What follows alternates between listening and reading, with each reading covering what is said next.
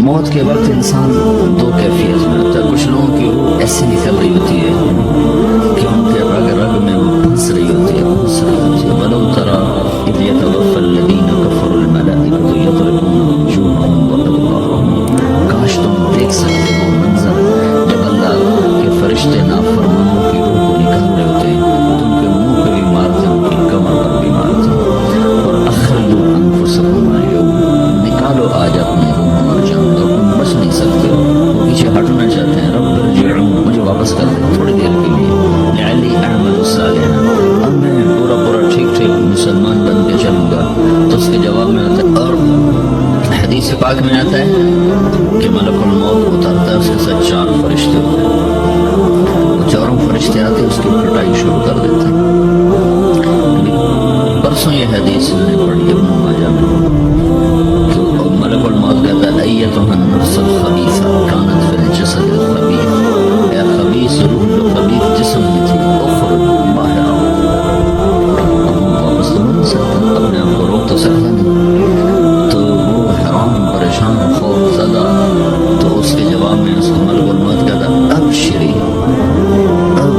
بحمیم وغساق وآخر من شکلہ ازواج, تیار ہو جا خوفناک عذاب کے لیے اور کھولتے پانیوں کے لیے, کانٹے دار جھاڑیوں کے لیے, بے شمار عذاب کی شکلوں کے لیے. تو اس کی روح کو جب کھینچتے ہیں تو رگ رگ سے وہ کٹ کے نکلتی ہے, تو سارا وجود زیر و زبر ہوتا ہے. سکرات کا درد ساری دنیا کے دردوں پر حاوی ہے. جب اس کی روح نکلتی ہے اور اس کو لے کر آسمان پر چلتے ہیں تو دروازے پر پہنچتے ہیں تو اندر سے فرشتے پوچھتے ہیں کون ہے؟ کہتے ہیں فلاں فلاں کا بیٹا ہے. کا نفس خبیثہ فی الجسد الخبیث, یہ تو وہی بدماش ہے جو بدماش جسم میں تھا, یہ وہ بدبخت روح ہے جو بدبخت جسم میں تھی. اس کے لیے آسمان کے دروازے نہیں کھول سکتے, اسے واپس کر دیا جائے. تو آسمان کے دروازے لا تفتح لهم ابواب السماء ولا يدخلون الجنة حتى يلج الجمل في سم الخياط, کہ ان کے لیے آسمان کے دروازے نہیں کھولیں گے اور ان کے لیے جنت کے دروازے نہیں کھولیں گے. پھر یہ وہاں سے نیچے گرائے جاتے ہیں جو اللہ کا قید خانہ ہے سجین. وما ادراک ما سجین کتاب مرقوم, وہ تمہیں خبر نہیں کہ وہ کیا خوفناک قید خانہ ہے جو اللہ تعالیٰ نے بنایا ہے, اسے وہاں دھکیل دیا جاتا ہے. پھر قیامت تک اس کے لیے انتظار کی گھڑیاں ہیں اور عذاب کی شدت ہے. اور جب نیک آدمی اللہ تعالیٰ کے دربار میں جانے کا اس کا وقت آتا ہے تو اللہ تبارک و تعالیٰ فرماتے ہیں ان الذین قالوا ربنا اللہ ثم استقاموا تتنزل علیہم الملائکۃ الا تخافوا ولا تحزنوا وابشروا بالجنة التي كنتم توعدون نحن اولیاؤکم فی الحیاة الدنیا وفی الآخرہ ولکم فیہا ما تشتہی انفسکم ولکم فیہا ما تدعون نزول من غفور الرحیم. جب کوئی نیک مرد عورت کے جانے کا وقت آتا ہے تو اس کے لیے فرشتے آتے ہیں اور اگر اس کو خوشخبری دیتے ہیں اور اگر اس کو تسلی دیتے ہیں کہ آپ غم نہ کریں, پیچھے والے بھی آپ کو مل جائیں گے, آپ خوف نہ کریں, آگے ساری منزلیں آپ کے لیے آسان ہیں, آپ کے لیے جنت بھی تیار ہے, رب بھی مہربان ہے. اور حدیث پاک میں ہے کہ ملک الموت اور 4 فرشتے آتے ہیں, 4 فرشتے اس کو سہلاتے ہیں, دباتے ہیں کہ موت کا درد اسے محسوس نہ ہو.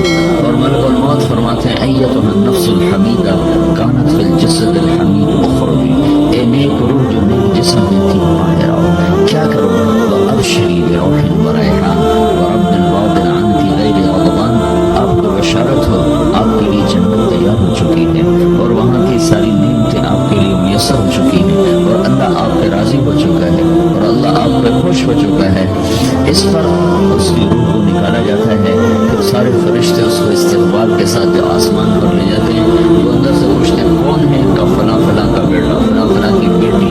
کہتے ہیں نفس حمیدہ فی جسد حمید, یہ تو نیک روح تھی جو نیک جسم میں تھی, مرحبا بہی, اس کو ہم سب استقبال کے ساتھ کرتے ہیں. اور ایک دم آسمان کے دروازے کھلتے ہیں, پھر پہلا دوسرا تیسرا چوتھا سارے آسمان پار کرتا ہوا اللہ پاک کے عرش کے نیچے چھپ کے جا کر, مرد ہے یا عورت, وہاں جا کر سجدے میں سر رکھتا ہے اور اللہ تعالیٰ فرماتے ہیں ہاں اس نے ہمیں خوش کیا, ہم اسے خوش کریں گے. اور اس کو عافیت کے ساتھ وہاں آسمان میں, پہلے آسمان سے لے کر اللہ کے عرش تک یہ سب ویٹنگ روم بنے ہوئے جہاں اللہ اپنے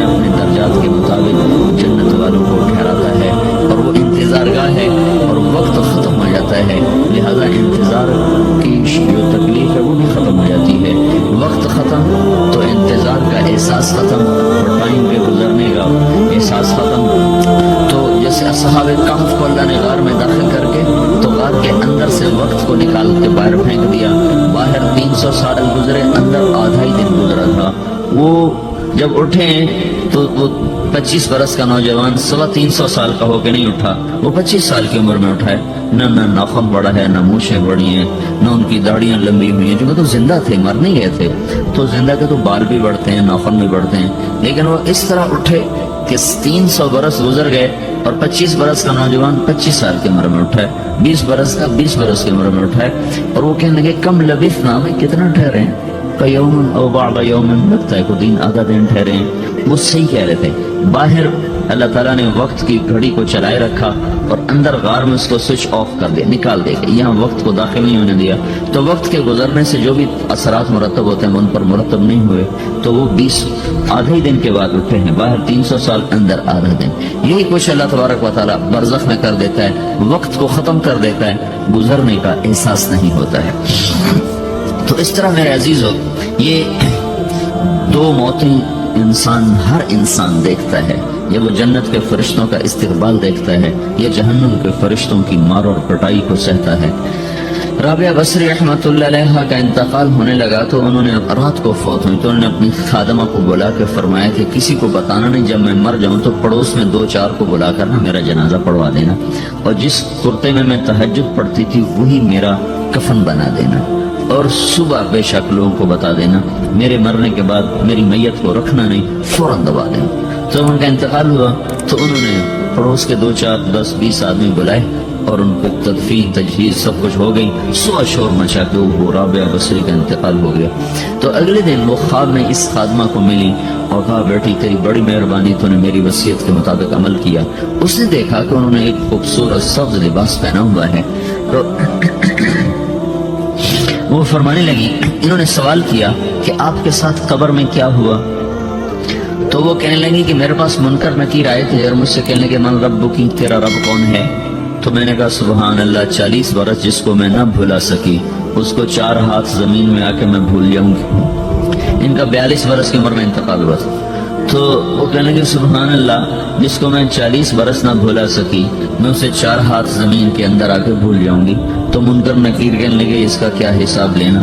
پھر انہوں نے پوچھا کہ وہ آپ کا وہ کرتا کہاں گیا تہجد والا جس میں آپ کو کفن دیا تھا؟ کہ وہ اللہ نے مجھ سے لے لیا ہے اور میرے اعمال کے خزانے میں رکھ دیا ہے. قیامت کے دن میرا وہ کرتا بھی میرے ترازو میں تولا جائے گا اور مجھے یہ لباس پہنایا ہے جو جنت کا لباس ہے. یہ بھی ایک موت ہے. اس طرح بھی لوگ مرتے ہیں. اور دوسری بھی ایک موت ہے. ہمارے علاقے کی بتا رہا ہوں, اپنے علاقے. ایک زمیندار مر گیا, اس کی قبر کھودی, ساری بچھوؤں سے بھری, ایسے جیسے چیونٹیاں پھر رہی تھی. تو انہوں نے وہ بند کر کے دوسری کھودی, ساری بچھوؤں سے بھری. پھر وہ بند کر کے تیسری کھودی, ساری بچھوؤں سے بھری. قبرستان میں اتنے بچھو کہاں سے آ گئے؟ یہ زمین کے بچھو نہیں ہے, یہ آخرت کی بلائیں ہیں جس کے ساتھ اب اسے قیامت تک رہنا اور گزارا کرنا ہے. تو یہ 2 طرح کی موتیں روزانہ لوگ مرتے ہیں, روزانہ لوگ مرتے ہیں. جب نماز کا وقت ہوتا ہے ملک الموت ساری دنیا کا چکر لگاتا ہے اور دیکھتا ہے کون پڑھ رہا ہے کون نہیں پڑھ رہا, کون پڑھ رہا ہے کون نہیں پڑھ رہا. جو نماز کی پابندی کرتا ہے اس کی موت آسانی سے ہوتی, جو نماز میں غفلت کرتا ہے اس کے ساتھ موت کے وقت شدت اور سختی اختیار کی جاتی.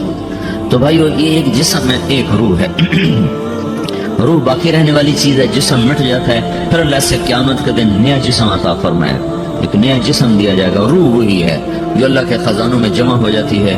نافرمان کی سیاہ کالی روح ہوتی ہے, فرما بردار کی روشن چمکدار روح ہوتی ہے. تو اللہ نے کچھ تقاضے جسم کے رکھے ہیں اور کچھ روح کے رکھے ہیں. جسم کے تقاضے پورے نہ کرو تو یہ پریشان ہو جاتا ہے, روح کے تقاضے پورے نہ کرو تو یہ پریشان ہو جاتی ہے. روح کی پریشانی جسم سے زیادہ ہے, چونکہ روح کی طاقت جسم سے زیادہ ہے. جسم مٹی سے بنا ہے, اس کی غذا بھی مٹی سے نکلتی ہے. روح آسمان سے ہے, اس کی غذا بھی آسمان سے ہے. روح کا تعلق جب تک اللہ سے نہیں جڑتا, اس بھوک اور پیاس لگتی رہتی ہے. جسم کو جب تک روٹی اور پانی نہ ملے یہ تڑپتا اور پریشان رہتا ہے. جیسے اللہ تعالیٰ نے ہمارے جسم میں روٹی اور پانی کی طلب کو بے ساختہ رکھ دیا ہے. میں بیان کے دوران بھی پانی پی رہا ہوں, آپ دیکھ رہے ہیں کہ مجھے میرا حلق سوکھ جاتا ہے, مجھے طلب محسوس ہوتی ہے پانی, حلق سوکھتا ہے پانی کی طرف بھاگتے ہیں, بھوک لگتی ہم روٹی کی طرف بھاگتے ہیں. یہ ایک ایسا اندر میں آٹومیٹک سسٹم ہے کہ ہم اس کو آف نہیں کر سکتے. یہ سوتے سوتے بھی بھوک کی وجہ سے آنکھ کھل جاتی ہے, سوتے سوتے پیاس کی وجہ سے آنکھ کھل جاتی ہے. یہ ایسا خود اللہ تعالیٰ نے ساختہ نظام بنایا ہے کہ آپ اپنے جسم میں روٹی اور پانی کی طلب کو نہیں نکال سکتے. میرے عزیزو, ٹھیک اسی طرح اللہ نے انسانی روح میں اپنی طلب رکھ دی ہے اور اپنے رسول کی طلب رکھ دی ہے. یہ دو طلب ایسی ہیں کہ یہ آپ کے جسم روح سے نکل نہیں سکتی. جیسے بھوکا روٹی نہ کھا لے, پیاسا پانی نہ پی لے, اسے چین نہیں آ سکتا. وہ روح جو اللہ اور اس کے رسول سے نا آشنا ہے, جب تک وہ وہاں تک پہنچ نہیں جاتی اسے چین نہیں آ سکتا, اس کا اندر پریشان رہے گا. 1997 میں جب جنید جمشید سے میری پہلی ملاقات ہوئی تو اس نے مجھ سے یہ سوال کیا کہ مولوی صاحب, ایک پاکستانی نوجوان جس گلیمر کو خوابوں میں دیکھتا ہے وہ گلیمر تو مجھے زندگی میں ویسے ہی حاصل ہے. میرے چاروں طرف زندگی کا رقص ہے اور میری زندگی کی ہر خواہش, ہر تمنا پوری ہے. اس کے باوجود میرے اندر اندھیرا ہے, میرے اندر خلا ہے. مجھے لگتا ہے میں وہ کشتی ہوں جس کا کوئی ساحل نہیں, جس کی کوئی سمت نہیں. www.darsulquran.com. ایسا نہیں ہونا چاہیے. ایک عام لڑکا تو کہتا ہے ہائے کاش یہ ہوتا, اس کو وہ نہیں ہو رہا تو پھر وہ پریشان ہے, ہائے یہ ہوتا, ہائے وہ ہوتا. تو میں تو ہائے نہیں کرتا ہوں, میری تو ہر لذت اور خواہش میرے سامنے تشتری میں سجا کے پیش کی جا رہی. میں کیوں ایسا کر رہا ہوں, میں ہائے ہائے کیوں کر رہا ہوں, میرا اندر ویران کیوں ہے, میرے اندر میں خلا کیوں. یہ وہی خلا ہے کہ وہ روح کی پیاس کو شراب میں بجھانا چاہتا ہے, وہ روح کی پیاس کو لڑکی میں بجھانا چاہتا ہے, وہ روح کی پیاس کو موسیقی سے بجھانا چاہتا ہے, وہ روح کی پیاس کو دنیا کی رانائیوں میں 5 اسٹار ہوٹلوں سے بجھانا چاہتا ہے. روح کیا جانے روٹی کیا ہے, شراب کیا ہے, پانی کیا ہے, عورت کیا ہے, موسیقی کیا ہے, گھنگرو کیا ہے, پائل کیا ہے, چھنکار کیا ہے. روح کو ان چیزوں کی کیا خبر. امریکہ میں ہماری ایک جماعت تھی تو 4 لڑکے 2 لڑکیاں, 4 لڑکیاں 2 لڑکے مسلمان ہوئے. تو ایک لڑکے کا نام رکھا تھا ابراہیم, اور کو جب پڑھایا نا کلمہ انہوں نے کہا ہائے, انہوں نے کہا ہائے, اور دونوں ہاتھ یہاں رکھے سینے پر, دل پر, کہا ہائے.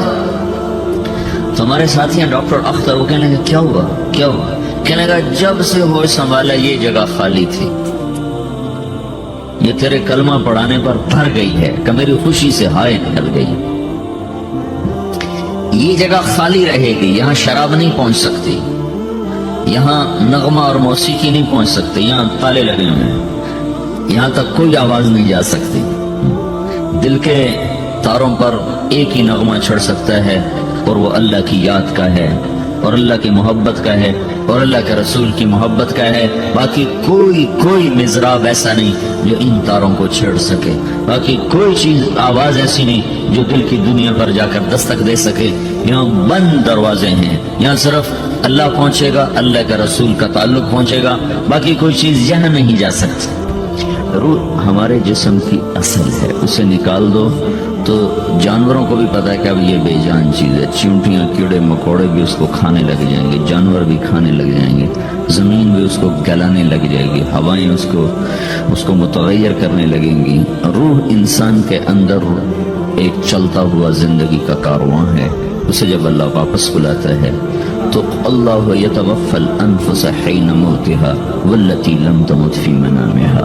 موت کیا چیز ہے, اس کے 200 جواب ہیں سائنس کی کتابوں میں, اور 200 جواب بذات خود بتا رہے ہیں کہ یہ ایک جواب بھی ٹھیک نہیں ہے, اور قرآن ایک جواب دیتا ہے اور وہی حرف آخر ہے قل یتوفاکم ملک الموت اللہ یتوفی الانفس حین موتها.